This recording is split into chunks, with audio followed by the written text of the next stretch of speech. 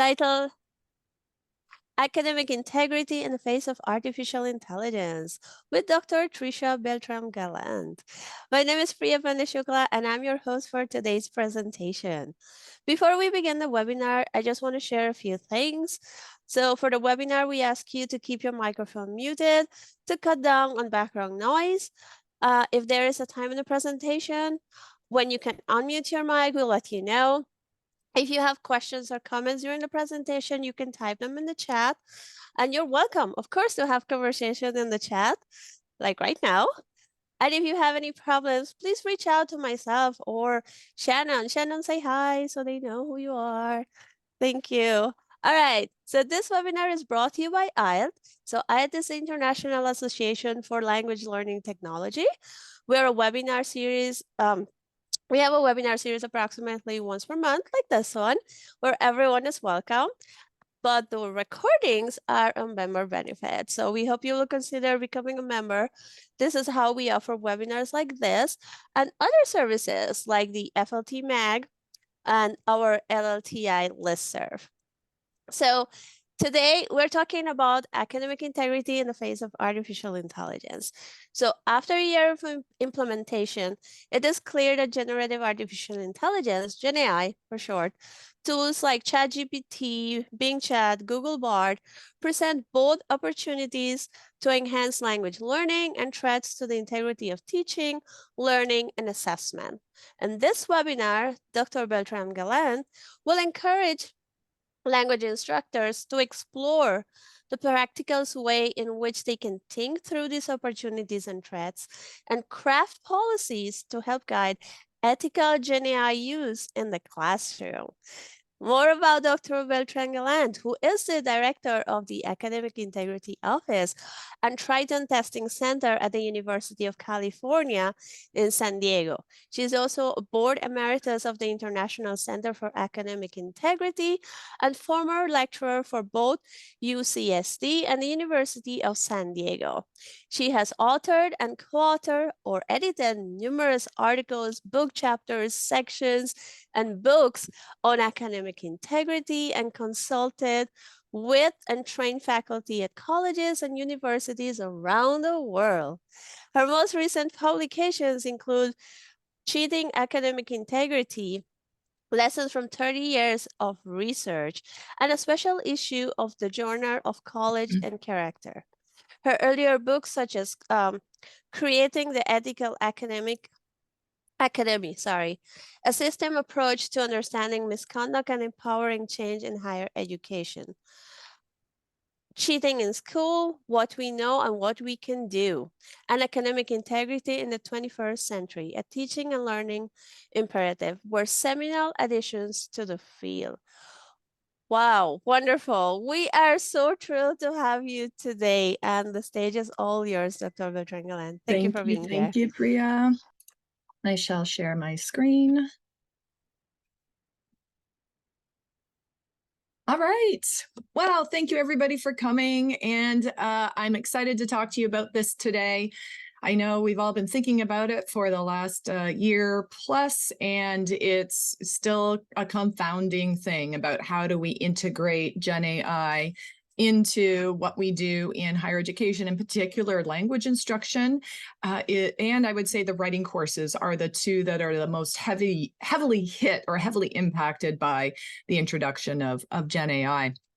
So expected, I hope today that you gain a little bit more understanding about the threats and opportunities for language instruction from GenAI, generate some ideas for developing or hopefully refining, if you've been teaching this whole time, your GenAI course policy, and then begin to craft a plan for talking with your students about GenAI and academic integrity. And I do emphasize the word with rather than at or to.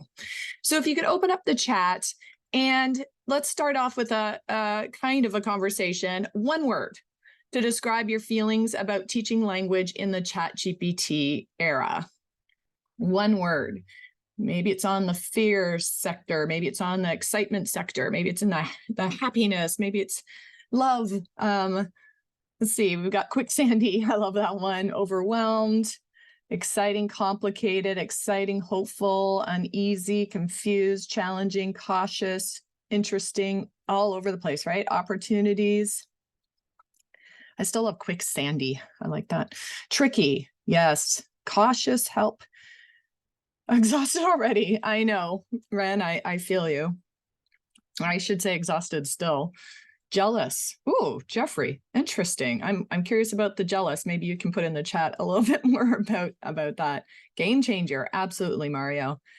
Yeah, I think that's right. I think Inferno. I think all of those are true. And you might feel one of those 1 minute and then the next minute feel something totally different, right? It's full of emotions because it attacks the very heart of what we do, especially language instructors, right? This is one of, if you're a big sci-fi fans, you know, Star Trek and the Universal Translator that's in there, they had that idea, 50 years ago, the Universal Translator. And there's a debate always about whether science leads to science fiction or science fiction leads to science. I think in this case, we can say that science fiction was slightly ahead of the game, although artificial intelligence was developed before the Star Trek series, or around the same time, about 10 years or so before. But this is a huge deal for all of us, and I think especially for language instructors. So thank you for sharing that. Let me close the chat so I can see. All right. So it is true that students can offload their learning and assessments to machines, right? Now, they've been able to do that for a long time in language instruction because of Google Translate. Now, when Google Translate first came out, it wasn't that great. So you probably weren't that worried about it, but it's gotten better and better and better, and more translation tools are out there. And I meet with all the students who are reported to my office for unethical use of GenAI. And I'm amazed about the number of translation types of tools that are out there that students use that I've never heard of. I always just think Google Translate, and a student told me one, I thought, I didn't even know that did it. And then there's a whole market on this web platform called Baidu that Chinese students use, that offer a whole bunch of products that we don't even know exist if we don't speak Chinese or read Chinese. So they've always been able, or at least for the last 20 years, right, have been able to offload to machines. And then before that, they were able to offload to humans, right? So before anything that was completed out of class, unproctored, students could have other people do it. Right. And then language instruction, we kind of were aware of that, but we thought, well, at least when they get in the classroom and they have to do that conversational part of the assessment, they're going to fail. But I think this new thing with GenAI should raise our awareness of, in general, out of class, any assessment that's been done out of class has been compromised since the beginning of out of class assessments. And it's gotten easier and easier, of course, with the internet. But before that, they could have a friend do it or a family member do it or what have you. And so that means students have always cognitively offloaded, right? This isn't a new thing. We've been studying this for years. Maybe they, instead of going to class, they get notes from friends. Of course, in math, maybe they've used a calculator, whether they were allowed to or not. Yes, spelling and grammar checks. Remember when we used to grade for spelling and grammar in higher education? We haven't done that in a while because we acknowledge that if we're doing that, we're just grading what machines can do, or a student's ability to use a machine rather than the actual student's ability to spell or do grammar. Using Cliff and Sparks notes. Remember those? Those were before the internet even, and they were definitely before ChatGPT, using Google Translate, or just copying from the internet or classmates, right? So cognitive offloading is not new. And it doesn't always have to mean cheating. So it becomes cheating when the action undermines the learning objectives. So as I've said to students, using Google Translate in a language class might constitute cheating because your goal is to learn how to speak or write in that language. And you're undermining the assessment. But in your chemistry class, when you're having to write a lab report, maybe it's okay. Maybe that's not one of the learning objectives, right? It's dishonest when it gives, or sorry, it's cheating when it gives a dishonest impression of knowledge and abilities. So if you are assessing whether a student can write in Spanish and they use cognitive offloading to have a machine or another human write their Spanish essay for them, then you have a an inaccurate impression of their knowledge and abilities, which that impacts your teaching, that impacts your decision. So if all of a sudden you're getting, wow, all the kids are writing at an A level, at 100% level, I can skip further ahead. I can skip the next 3 weeks of lesson plans that I had and go right to a more advanced level. And then your students would be struggling, right? So the point of assessments is not just for the students to demonstrate their knowledge or abilities, but for you to get feedback on how they're doing, how they're learning, how they're progressing, so that you can make tweaks and adjustments as you go along. And of course, it becomes cheating if it violates the rules for that particular class or that particular assignment. In math, sometimes it's okay to use a calculator, sometimes it's not. Again, it connects back to the learning objectives. So you can see how this could be confusing to students. I met with a student who, admitted to using inappropriately GenAI on an assignment. I asked him why he did it, and he said, well, because in my other class, they're teaching me how to use it. And so I thought it was great. So I continued to use it in this class. And I said, but in this class, it specifically says on the syllabus, you may not use GenAI tools for this assignment. But he hadn't read it. But still, regardless of whether they read it or not, we do have an obligation to our students to be clear about when it is and isn't cheating, when it is allowed to be used and when it isn't allowed to be used, and why, right? Students are just like human beings. They like to know why. They're curious about why they're being told they can or can't do something. And obviously they're adults, and we should be clear with them about that, at least the adults that are the students that are in university. And so it's really clear, it's really important for us to do this. So this gets us to the heart of our conversation today, which is about policy. So how do you go about crafting, a clear policy with your students and communicate that to your students?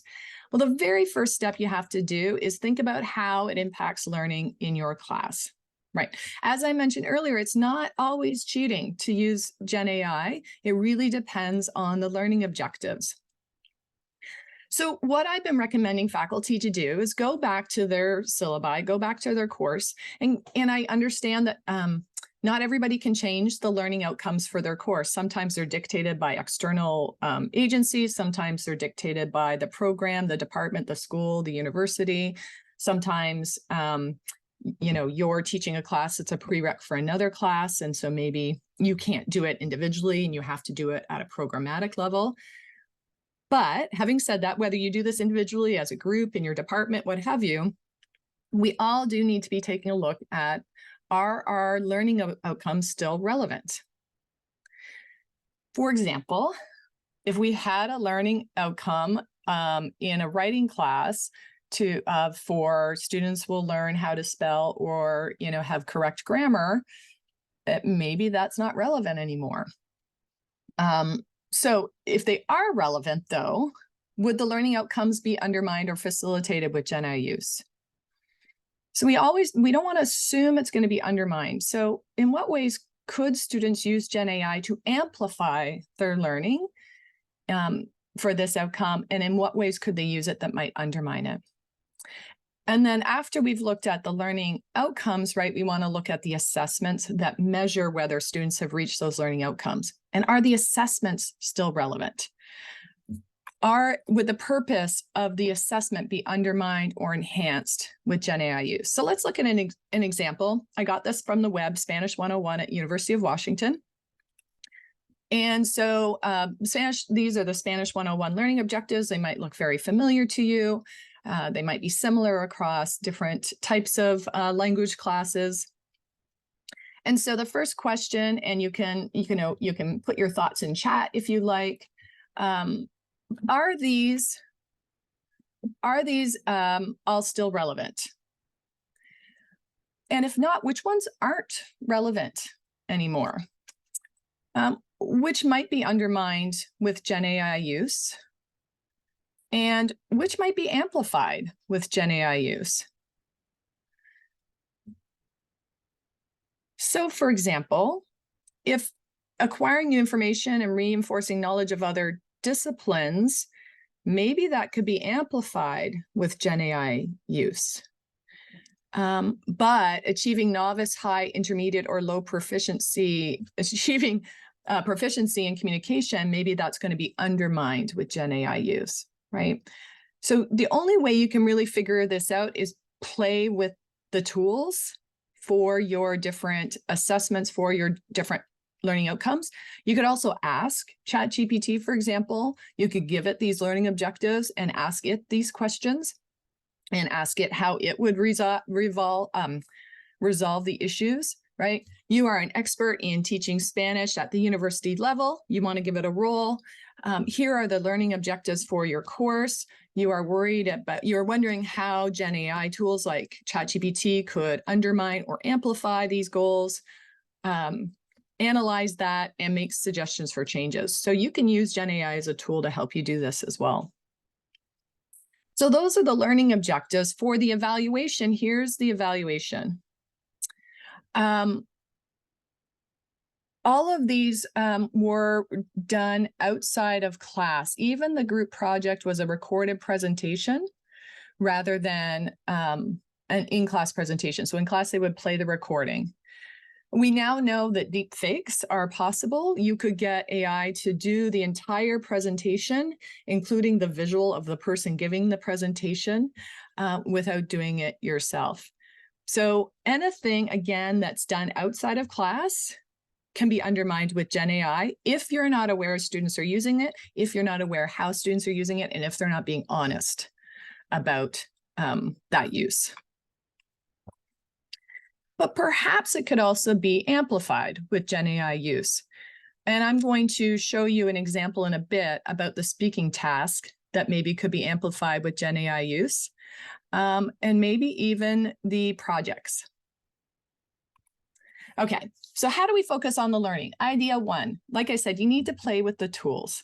Your students are already using them, and they're replacing it with the use of Google Translate. So experiment with them. You could, for example, give it a badly executed passage in the language that you teach and ask it to correct your spelling, grammar, or other language mistakes. So, typically you're thinking, well, if a student hands me in something, I'm going to correct it and help them correct these things, but they could pre-correct it for you before handing it in. And you want to see how good it is at your language. I don't know, honestly, how good it is at all the languages you teach. I have been told is very good at Spanish. I have been told that is even pretty good at Chinese. And so you want to test it with your language.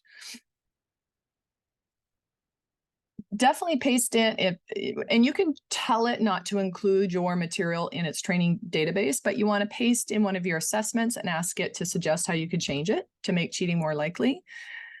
Ask for suggestions of how it can be used to help with language learning, and have it even generate learning activities for you. Generate learning activities with or without the use of GenAI. Idea number two, use it to reduce the logistical rigor in the learning process. So let's think about logistical rigor, right? We often hear students hate group work, and yet they get together all the time to work on things, right? So it's not that they hate getting together and learning from each other or working together. They hate it when it's mandated, and they hate it because it's difficult. If I end up in a group with 3 other students and all 4 of us have jobs in addition to school, and 2 of us live off campus and 2 of us live on campus, coordinating and finding a common time to meet is a logistical hurdle. When we put students in that situation, we are in part testing the rigor of their logistical acumen, not just their language acumen, right? And if that's not a learning objective for your class, maybe that's not appropriate. So instead of having peer-to-peer conversations outside of class, have the students converse with GenAI and record that for you.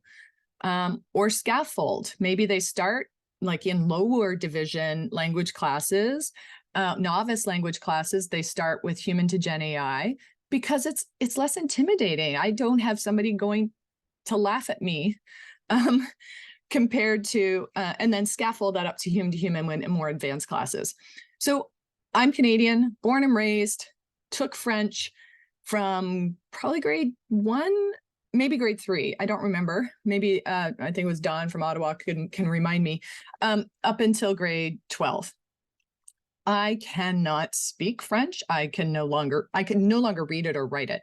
But the reason I could never speak it, even though I grew up in a French community, is that the French the francophones would not speak to the anglophones in French. So I couldn't practice. I couldn't converse with anybody. And they gave me a fear of learning and trying to speak other languages because they would laugh at me. ChatGPT doesn't laugh at me. ChatGPT doesn't make fun of me, doesn't scold me for getting it wrong. And so let's take a look at this. So I don't know how many of you have played with the ChatGPT app on the phone versus on your computer, but there's the audio version, audio option on the phone.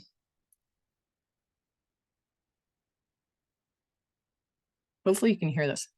French tutor. I haven't spoken French in probably 45 years or so, and I need some help remembering how to speak it. Bonjour. I'd be delighted to help you brush up on your French. Let's start with some basics to warm up. How about we begin with simple greetings and phrases? For instance, do you remember how to say hello, how are you in French?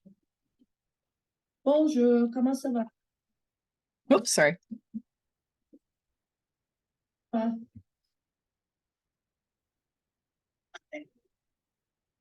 exactly right.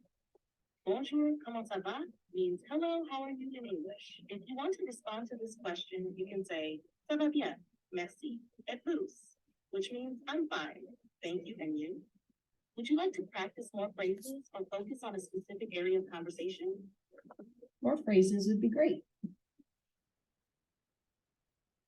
Great. Let's cover some more useful phrases. I'll give you the phrase in English, and you can try to translate it to French. Here's the next one. 1, please, and thank you. 2, where is the bathroom? 3, I would like a coffee, please. Take your time and just give it your best shot.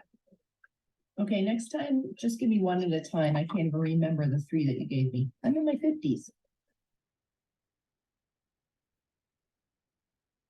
Absolutely. Let's take it one step at a time. Let's start with please and thank you. Can you translate these into French? So as someone who, like I said, has a fear of trying to speak other languages, for the reaction I'm going to get, when I moved to San Diego, I wouldn't even say La Jolla because I didn't know how to say La Jolla, right? This is great. Using an app like this is fantastic. And the nice thing about it also is that it translates or transcribes it for you. And so a student could video themselves having the conversation with the app, or submit that to you, or they could give you the transcript as well. With ChatGPT 4, we can even create our own GPTs, and there's probably already language apps out there, but we can even create one specific to our class that we tell it what to allow this, what to do with the student. So there's some really exciting developments there, I think, that might bring a whole bunch of more people interested in learning language than currently exist. So focus on the learning idea 3, remind students about the value of learning languages. So I have been known to say since GenAI came out that language teaching is going to be one of the first disciplines to go. I know I shouldn't say that to this crowd, but you've probably thought it as well. We have to, I think that's going to be a common thought amongst students. We have to convince them why learning language is so important, even if there's going to be a universal translator. And I know you know the reasons for it. We learn more about the culture. We learn more about people. We learn more about how language and culture and human interactions, interact. And you can't really understand somebody else or understand the culture if you're just hearing them through a machine. So sure, universal translators might work for quick business transactional transactions, right? Where maybe we don't need to get to know the person. It's just one accountant talking to another accountant, maybe something like that. But if we're trying to merge businesses, if we're trying to collaborate on ideas or on projects, that's really difficult to do, I think, if we don't actually we can't actually speak together. So helping students remember the learning, and this goes for any discipline. We were really bad in higher education, at least in America. I can't speak for the rest of the world, where we have forgotten that learning is at the core of what we do. Students think it's just about getting grades and degrees. we get focused on just, failing or passing students, and some of us in research universities, I think it's all about the research. And so I think we all have to kind of pause and remind ourselves, this is about learning. So most of us are really good at having learning objectives on the front page of the first page of the syllabus, but then we don't talk about it again. And so the students have no idea what the purpose of each activity or assessment is in relation to the learning objectives. So make sure you're linking those. Have students ask ChatGPT why learning language is still important. If you have them ask a GenAI tool that, it will give a very good answer of why people should still learn language, even though it exists. And I think sometimes when students hear it from the machine itself, the machine that could do the work for them, it might have more impact on them than when you say it even.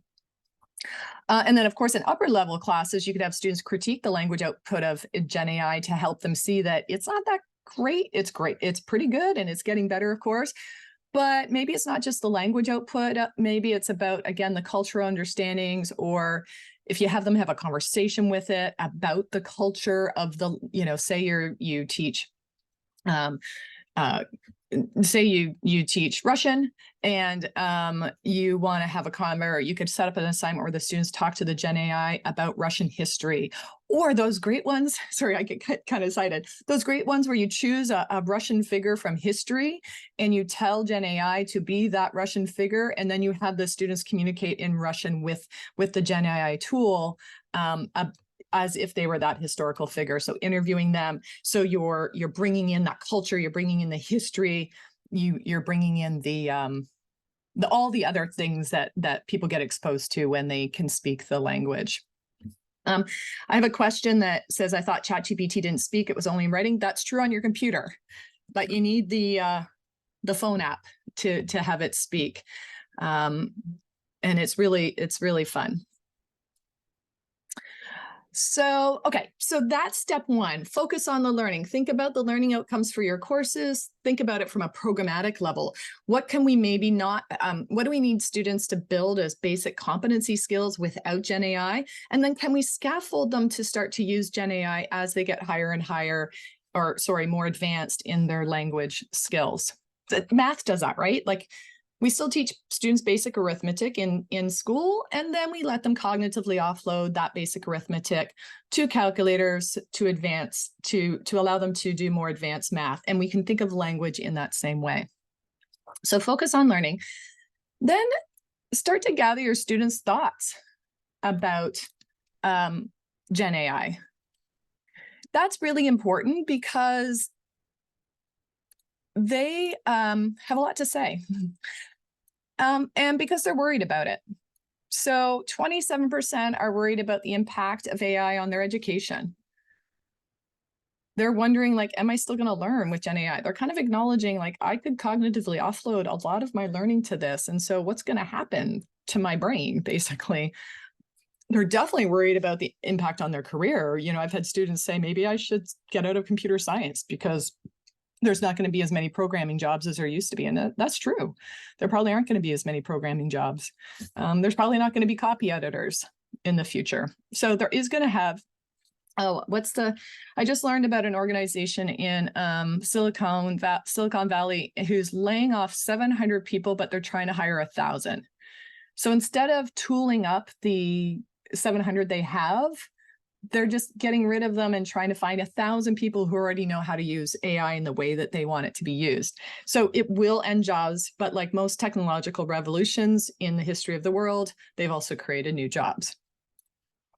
40% are worried about AI defeating the purpose of education. Why get a degree if GenAI can do my job for me?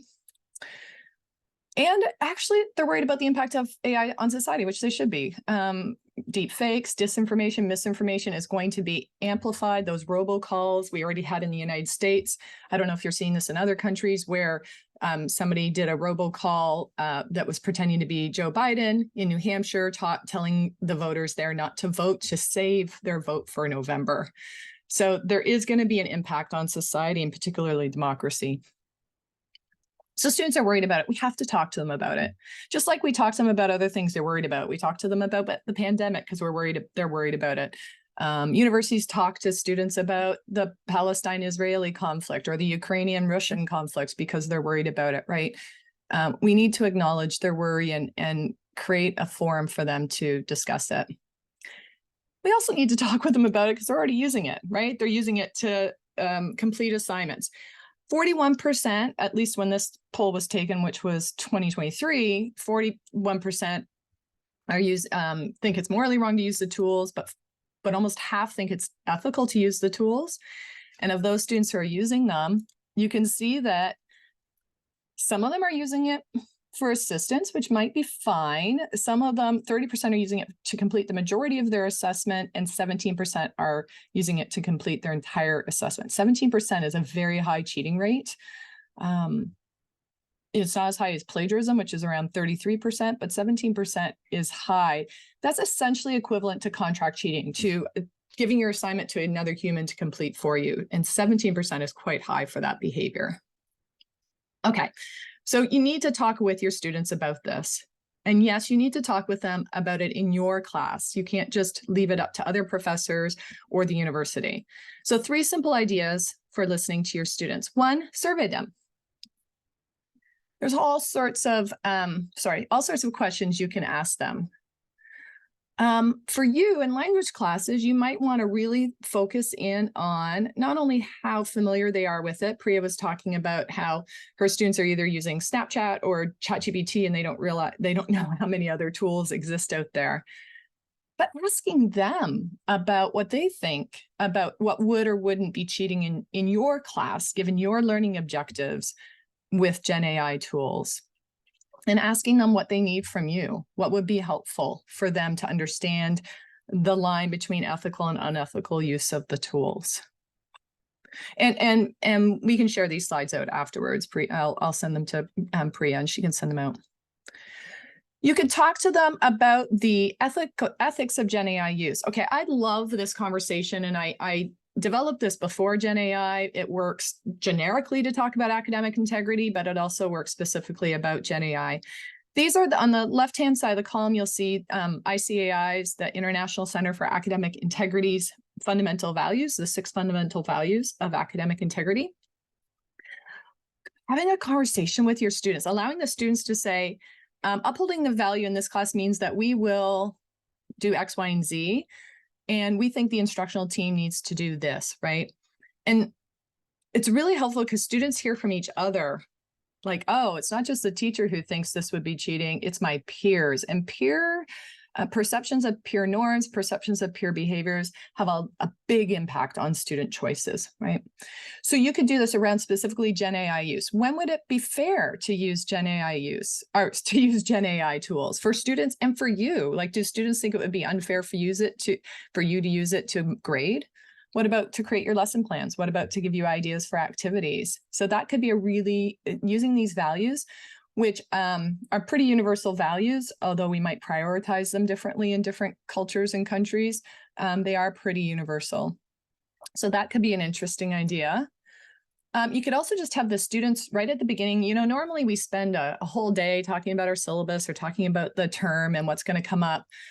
A fun way to do that might be to really hone in on, forget about deadlines and all of those other things, really focus in on each assessment and the learning objectives. And getting the students to really dig into those and go, okay, so if these are the learning objectives for this assignment, I think we could use ChatGPT to ethically to do this part of it, but not this part of it. And you could have them give you recommendations of if, when, and how GenAI should be used. Doesn't mean you're going to take in all the recommendations, but you could certainly listen to them and have them understand that you're hearing their concerns, you're hearing their good ideas, and when you do incorporate them, that's great. And when you don't, you'll explain why.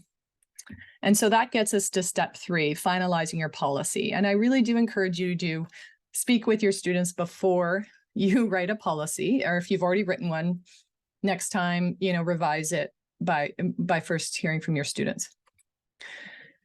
So review the input from the students. consider the input within your course context. It's like, okay, I hear what they're saying, but it doesn't really work because our class size or because of the level we're at. It's a novice level and they really do need to learn spelling and grammar before they offload it. Think about which of their ideas you can accept and which you can't, and why. What are some compromises? Maybe there's something in between what you and they think that could work. They might have some really good ideas that you hadn't thought of. Really consider the difference between AI assistance and AI generation, right? So it might be okay and students kind of get this, because a lot of the students I meet with, they're saying, oh no, but I just used Google Translate and I used Grammarly. I didn't think that was inappropriate. So they do in their head have a split between, I didn't ask it to generate anything for me, I just had it check my work for me, or I just had it rewrite my work for me, or give me feedback on my work. And so you really want to talk about that difference between acceptable assistance and unacceptable, most of the time, generation. And also clarify all those other tools. Students don't know that Grammarly really is an AI tool as well. They don't know that Quillbot is an AI tool. So you really should clarify. This is the other good reason to talk with them. You'll find out what tools they're currently using and then clarify which are not acceptable and why again.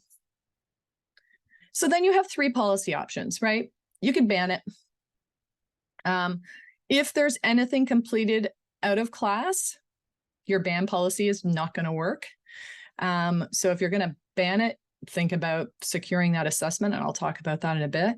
Maybe you're going to have a conditional policy. There are certain ways you can use it and certain ways you can't. Or maybe you'll have a GenAI is fully allowed policy. And again, maybe that's at upper levels, right? With expert or which are novice, intermediate, advanced language students. And keep in mind the ways in which novice learners compared to advanced or expert learners can ethically use the tools is vastly different. They'll have more knowledge to be able to do that. So we also have to consider what level the class is at. So as I said, with your ban policy, be specific on what tools are banned, and always state that you have a right to follow up with an oral conversation. So most language classes, of course, eventually you're going to have an oral conversation with the student, but make sure it's clear that with any assessment, you could follow up with an oral conversation, even if it's not the oral conversation that you will have with everybody. And again, banning is probably going to backfire. They're going to use it anyways, and it can be difficult to detect. And if you're not banning without reinforcement, creates an unfair learning environment. So again, if you won't be enforcing the ban, but it needs to be banned because it's going to undermine the learning objectives, then you're going to have to make those assessments in the class, proctored, secure. They can't be completed out of class without observation or supervision, because you just can't consider that. Or consider those as formative assessments and take away the grades for those assessments, or really, really, really reduce the grades so that they don't, if there is a violation of the ban, it doesn't give you and the university and society a false impression of the student's knowledge and abilities.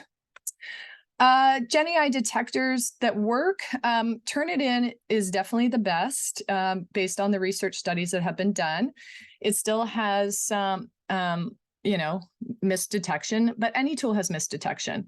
So my university faculty are not allowed to base their entire academic integrity violation allegation on a detector alone. But if it's one piece of data along with a whole bunch of other pieces of data, then we will accept it. Having said that, we haven't released the Turnitin detection tool to the campus yet, because I have to figure out, I'm still experimenting with it, and we have to figure out how to train faculty to use it properly. I would prefer probably a faculty member to say, I think maybe GenAI was used on this, here's the reasons. And then we could run it through the detector to see if it backs up their reasons. So GPT-0 is not great. I think it's not the worst either, but it's not the best one. Okay. So what are the things that you should look for? Language patterns or irregularities. So they start off the assignment, with certain patterns, and then the assignment transitions and all of a sudden it's got different patterns. If you're, they're writing an actual essay or research paper, they have fake sources or sources not assigned from the readings. ChatGPT stuff is pretty superficial, right? It doesn't really have a lot of originality. It's kind of off topic. It's surface level. Now, novices can also produce surface level assignments. So that's one thing. Obviously, if it's a video recording, if there's glitches in the video, that could tell you that there's something up. You should always put your prompt into one of the tools and to see what kind of output it gives. So that's been pretty strong evidence in our case, where it's like, wow, this student and ChatGPT were the only two that did this error. No one else in the class had this error, or they were the only ones to do it in bullet lists. No one else in class did it in bullet lists. So it's compared to the ChatGPT output or Bing or whatever, and compared to what other students have submitted. And then, of course, talking to the student is really the only way. If they can't talk about their choices, they can't talk about the words they use, they can't explain why they used readings from outside of class, then it's probably likely that they didn't write it. Okay, so that's a ban policy. Crafting your conditional policy. You need to address 5 questions. Which learning outcomes would be undermined or enhanced by GenAI use? Which tools are you allowing? On which assessments, and in what ways, and why? And that is very important, because if you're allowing it sometimes but not others, you have to be super clear about that. In your allowed policy, just if you're allowing, be careful about requiring it. So there's many ethical concerns with GenAI tools. Some students don't want to use them at all. There's privacy concerns, data security concerns, equity issues. Paid the ChatGPT 4, which costs, is better than the 3.5, which is free. Obviously, there's baked-in biases, but humans have baked-in biases too. I could do a whole talk just on that. And of course, inaccurate information. So if you're allowing it, you shouldn't require it. You could, but if you are requiring it, for example, we're all going to look at, we're going to analyze ChatGPT's output on this French historian, and obviously it'll be in French. You could generate the output for the students and have them analyze it so that they're not having to use the tool if they don't want to. Whether you're allowing it fully or conditionally, make sure you've reserved the right to orally assess their learning. Designed or secured assessments when GenAI use isn't allowed. Otherwise, you're going to create an unfair learning environment. Again, explain how GenAI tools are tied back to learning outcomes for each assessment. Definitely teach them how to use it, especially if you're fully allowing it, right? Create at least one activity that prepares them to use the tools properly and critically. Ensure students know they are the authors. They are responsible for what they submit, whether content was generated by GenAI or not, and require transparency. This is super, super important, right? It's not only important for you in understanding or being able to assess whether integrity was upheld during the completion of the assessment, but for us to teach students AI literacy. They have to be thoughtful users of the tools, as do we. And if we're not helping them do that through some metacognitive reflections of their use, then we are failing them in that sense. So in making it transparent, you want them to share whether they used it or not and which tool they used exactly. You want to have them reflect on their use. How did it help them achieve the learning objectives? How did it hinder them? What was it helpful for and what wasn't? Would they use it again? And if so, would they change how they used it? What would they do differently? And then you want them to share the prompts, outputs, and their modifications. I've had way too many students tell me, oh, I deleted they tell me how they used it. It sounds perfectly fine. But then when I ask them to see their history, they say they've deleted it. Then I ask them to see their Google Docs history, their version history. They say they've deleted their Google Docs after they downloaded it. Teach students that teach students that they have to be able to document their process, not just here in school, but in the world of work. Your boss at any point has a right to ask you, show me everything that led up to your producing of this product, right? And I think this is going to become more and more important. We're going to have to assess more and more about process over product. And so let's start teaching our students now that they should keep a record, a transparent history of their learning process. And then finally, we get to communicating your policy. Has to be in writing. Again, why? It's gray. People have all different types of ideas on it.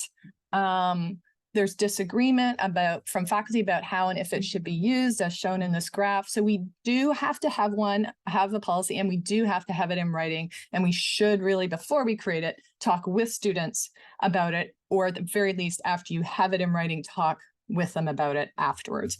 And if you're interested in kind of really detailed walking you through how to do this, you can go ahead and scan that QR code. It'll take you to a very big guide that I created for instructors that is kind of a choose your own adventure to figure out what you want to do and what your policy should be. And actually, Priya, if you can believe it, I'm done. And so we can take questions. Priya and I were talking about how much I was trying to cover in this webinar. Thank you so much. This was wonderful. I think you covered some of the questions. Of course, Natalia was asking if you are going to share the slides. Yeah, I'll send them to you after. Perfect. And Olfa was asking that, is it true that ChatGPT produces ungrammatical text? Ungrammatical? Only if you tell it to. Otherwise, it's grammatically perfect in everything I've ever seen. I'm not a grammar expert, so you might want to ask a grammar expert about that. But everything I've played with and everything I've read said it will only be ungrammatically or grammatically incorrect if you tell it to be. So I might say, and this is the trick, right? I might give it the assignment prompt that you've given me as my teacher, and I'll say, but I'm only in it's for a first year course. I am a novice speaker, so write it like a novice would write it. It will do that for the student. Or I can say, like, I'm only a C student, write it like at a C level versus an A level. Or you could say, write it like a grade 12 student instead of a sophomore in university, because, that's kind of my level. So smart users can make it sound more like them. And of course, now you can just give it a whole bunch of your writing and just say, write something that sounds like me. So there's that too. Perfect. Thanks for sharing. I don't know about English, but I know that because I teach Spanish, so in my case, I've seen it giving me like wrong grammar in Spanish. So okay. Depending, I guess depending on the language, it may be amazing in English again, probably. Yeah, I mean, and I'm not a grammar expert. Is it wrong for, I think grammar is up for debate sometimes, right? Is it wrong for formal Spanish? Is it wrong for more colloquial Spanish? Is it, right? So I think it depends on what kind of Spanish we're teaching, and whether, I think there's a lot of arguments about grammar. Is it right, or is it wrong, or is it colonial versus, so there's that. I know. All right, so we have another question here from Ji Young. Sorry if I'm pronouncing your name wrong. It says, if it's free and data protected and I customize a chatbot for my class, will it be okay to require it one particular task that can help with learning objectives? Yeah, if it's free, if it doesn't require them to sign in or give any personal data like their phone number or their email address or anything like that, yes. So like Bing Chat, for example, you don't have to sign in to use it. So if you can create something, I think that's totally fine. I would run it by people who know better at my institution. So I would run it by maybe the IT people, ed tech people. We have a privacy officer. And so I might double check with some people who are more knowledgeable than me in my institution to make sure they back me up on it. Perfect. So we don't have any other questions so far. So I get to ask questions. Yeah.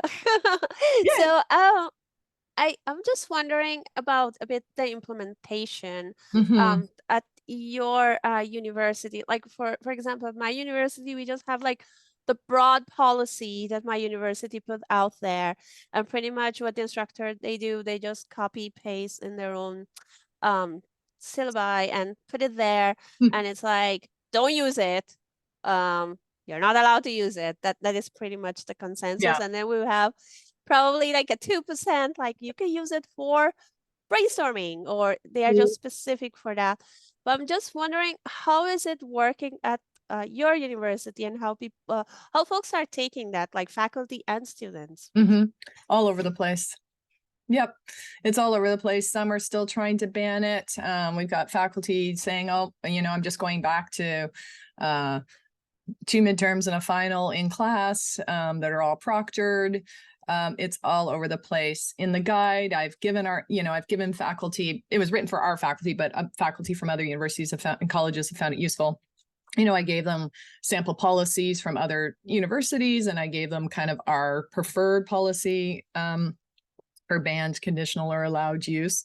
But yeah, I think every university and college, everywhere, the faculty are all over the place. As long as it's a university or college where faculty are allowed to do whatever they want in their classroom, academic freedom, right? I mean, there are universities like Western Governors University where it's much more centralized and much more consistent because people other than the faculty make the rules. But All right, perfect. Folks, we still have a few more minutes, so if you have any questions, please throw those in the chat. Or Tricia, if you're okay, can they unmute themselves and ask any absolutely. question? Yes, Okay. please.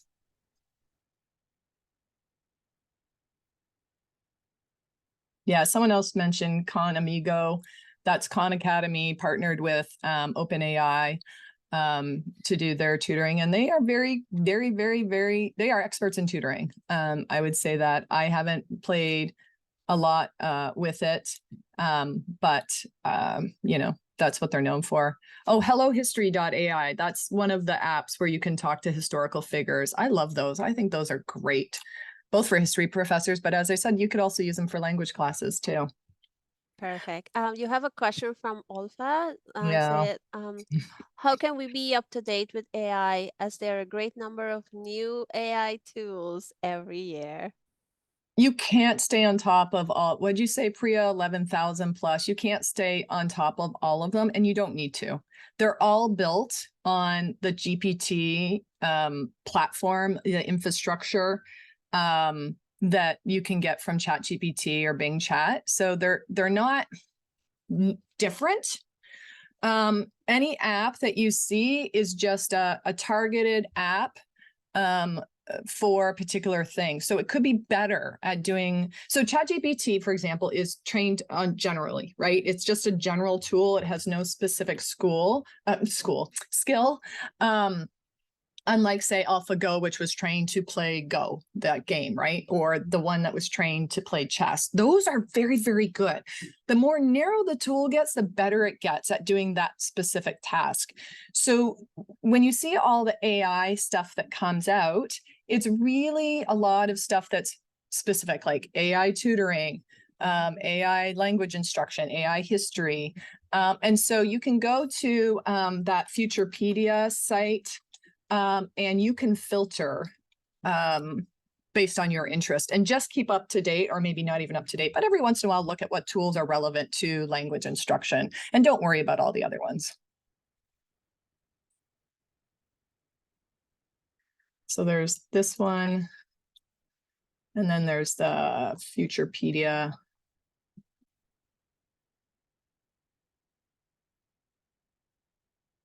Where you can sort and filter based on your particular. Yeah, I was looking for the link for you. You have it there. It's all good. Yeah. Yeah, and I saw Shannon's comments in there is, yeah, share.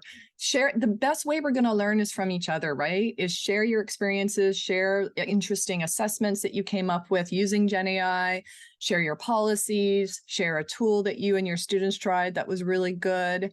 That's the best way. That's why this community is, or any community centered around a particular issue, skill is so important, because that allows you to kind of keep your focus narrow so it's not so overwhelming, right? Because I'm trying to learn everything for any discipline that I talk to. But I wouldn't advise you that. I just stay focused on language instruction. Some of the things that I've seen, at least particularly in my case, I've seen that, for example, I feel like Google Bard for me is much better at making lesson plans than actually ChatGPT. Okay. Where I would say, if it's rubrics, probably I would say ChatGPT. ChatGPT. So I think it depends pretty much what you want, where you're going for, and Yeah, those you type do of have to things. play with them. Yeah. I tend to only play with Bing Chat, Google Bard, and ChatGPT. Those are the three big ones that are free, right? 4 is not free, but ChatGPT 3.5 is. So I tend to play with those the most. But when I've talked to, I think, close to 100 students now who have been reported for unethical use, and the majority of them are just using ChatGPT 3.5. They're not using, some of them hadn't even heard of Bing Chat or Google Bard. And I think Priya, they were either using ChatGPT or Snapchat. So again, ask your students, what tools have you used? What tools have you tried? That can be really helpful for you. Okay, there is one question I think I missed. Here it's from John. So what are you maybe hearing on a more structural level, admins, regarding AI impact on education and response? Yeah. So we finally got our Senate Administrative Working Group formed for looking at the impact of AI on education. I have been advocating for that for a while. I think every college, every university should have some kind of working group of core people who are dedicated to figuring that out. We often talk about how we reinvent the wheel at every institution, but we can learn from each other, but I think there's also important, we have to take in the culture of our institution and our particular student populations and for tweaks. And so on the structural level, we need to do 3 things, right? We need to talk about AI impact on research, at least for schools like ours that are research focused. AI impact on administration. When are we allowed to use AI to do the administrative aspects of our job, whether we're faculty or staff? And then AI on education. And so leaders really need to be giving time, attention, support for those groups to form and for those groups to do something. Otherwise it's going to be the Wild West out there. We're going to have some faculty asking for this AI tool to be adopted, So at our university also, we're developing an internal GPT so that it doesn't go out to the internet, so our students can use it to find information on our websites, or maybe eventually read the syllabus, instead of asking you, when is that assignment due? Maybe they could just query the syllabus through our GPT to ask it that. So we're working on that right now, and also for administrators to use for crafting interview questions or what have you. So, but that takes a lot of money. It takes a lot of server energy. So it's not cheap to develop an internal one, but then we don't have to worry about privacy and data security and all that kind of thing. Perfect. Okay, so we have one more question. Before we get to the question, I just want to tell folks, because everyone is going to disconnect in a minute. We have our next webinar in March 7th. Is about machine learning and grammar. So it's part of our Perfect. webinar series. Really good. It's going to be by Simon Suberek. So please, here's the link if you would like to register for that. And let's go to our last question, which is from Olfa, which: what happens when the students are caught red-handed with unethical use of GenAI? Are they penalized seriously? Depends on the school. Or if you're asking specifically at our school, we have a teaching and learning approach to academic integrity. So that means that we give students an opportunity to learn from their mistakes. And so if they're undergrads and if it's their first violation, depends. I mean, it depends on your perspective of what you mean by seriously. Students think the warning that we give them sometimes is a serious penalty. So It's a hard question to answer. Our guidelines are online. They're free. They're free to look at. They're publicly available.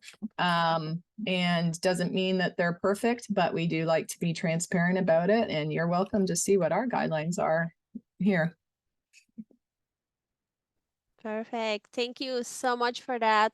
So Tricia's gonna share the slides, and we are going to send it to folks who were in this meeting today. So Perfect. thank you so much. That was wonderful, very insightful. Thank you so much for sharing your knowledge and expertise with us. We really appreciate you. Thank You're you. welcome. Thank you. Have a good day, everybody. Thank you, everyone. Thanks for being here today. You take care.